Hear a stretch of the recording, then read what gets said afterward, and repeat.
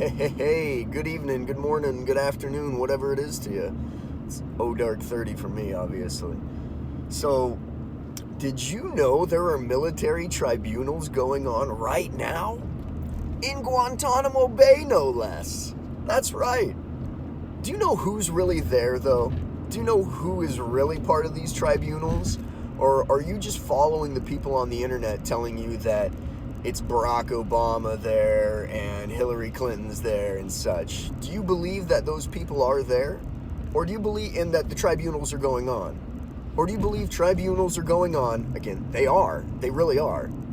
But it might be some other people that you're not thinking about. That's the answer, by the way.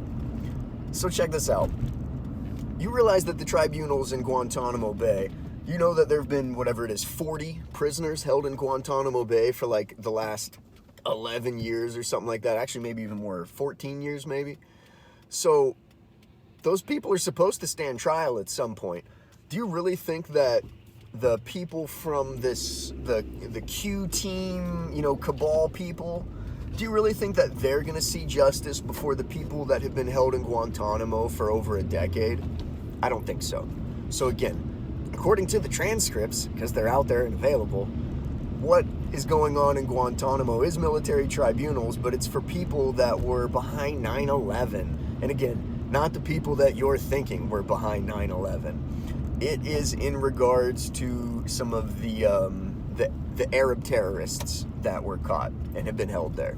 So again, there have been a number of delays in this trial or this military tribunal, and everything has been done to get this thing shut down. So one of the defense counsel actually had resigned from their position. They had quit because they were being gang stalked, and it was proven. I mean, there was clear indication that they were being harassed.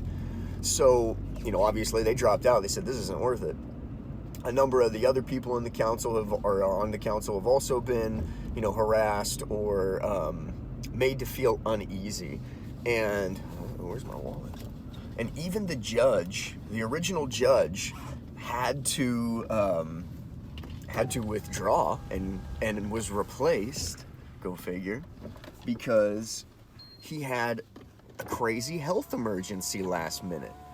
So the day one stuff that came out and the day two stuff that came out, I believe, if I'm understanding this correctly, there was a huge gap between it because day one was the original military judge presiding, and one of the defendants, one of the terrorists, kept saying, no, you're not qualified to preside over this court. You're not qualified to be the judge here. And the judge is like, nah, I assure you I'm qualified. And the defendant basically said, I'm not going to answer your questions. You're not qualified. You're not supposed to be presiding over this. Lo and behold, the next day, the guy has a health issue, and if you research into it, you find out that apparently it was due to a detached retina, and he actually had to be life flighted off of the island and brought to a hospital, I guess, in the States. Detached retina. Do you know how a detached retina happens? It doesn't generally just detach, okay? Coming from somebody who has done kickboxing and martial arts for decades, detached retinas generally happen from an impact to the head near the eye. So was this guy, beaten, or was he hit and this is what happened to cause that? Again, this is all speculation as far as why the detached retina happened. But again, he had a detached retina. Like, what the F's going on?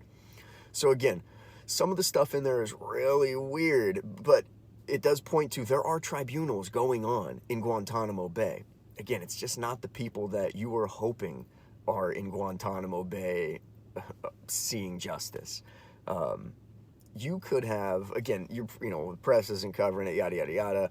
People had reported that these tribunals were going to basically not have been reported on by the press, but alternative media would get to report on these.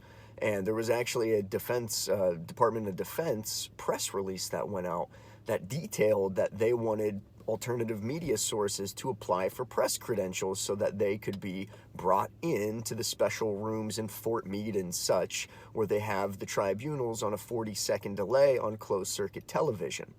40-second delay in case anything happens, in case any sensitive information is revealed that needs to be cut off real quick, so that people watching who don't have security clearances, so that they don't hear that stuff. But they've done everything they can to try to stop these tribunals of these defendants in the 9/11 case. Is that because of how military tribunals gather evidence compared to regular courts?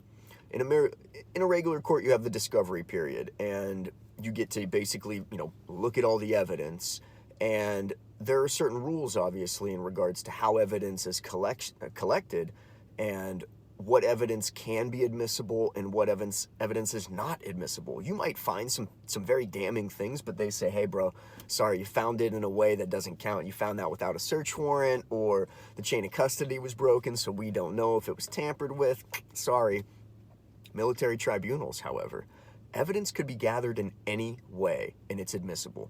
They could basically hack into the defendant's computer, find documents on there that link the person to the crime, and say, hey, we found these. And then the judge is basically going to say, oh, how'd you find them? We hacked his computer. And the judge will go, oh, juicy. That's it. Okay, admit it. Let's hear it.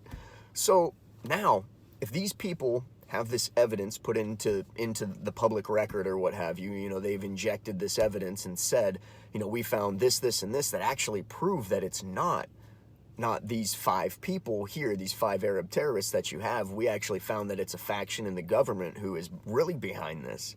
What happens then? Especially because you can't hide that stuff from the other courts because of the discovery of evidence, the chain of custody and such. If it comes out in the military tribunal, does that mean it can be used as evidence now in a regular court of law? If it has been established as fact in a military tribunal, does that allow you to now use that to prosecute somebody in a federal criminal case or a civil case? I don't know. Time to dig, though. That's it for tonight. I'm going to go into work, and then hopefully by the morning, I will have some more for you.